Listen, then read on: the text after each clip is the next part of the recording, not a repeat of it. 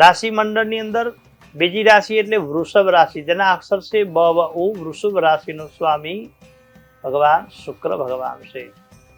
મૂડી રોકાણમાં આજના દિવસે લાભ થવાની સંભાવના છે.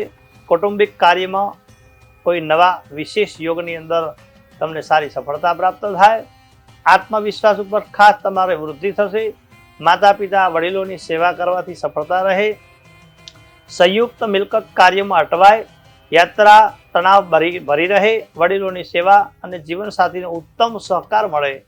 આજના દિવસે તમે ઘરેથી બહાર નીકળો એટલે કુમકુમનો તિલક કરી પોતાના બેનના હાથે, પોતાના માતાના હાથે, પત્નીના હાથે જો તિલક કરાવી નીકળો તો એની અંદર તમને કોઈ પણ કાર્યની અંદર સારી સફળતા રહે.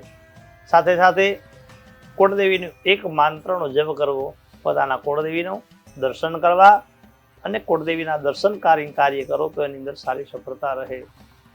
તુલસીના કેરે દીવો કરવો.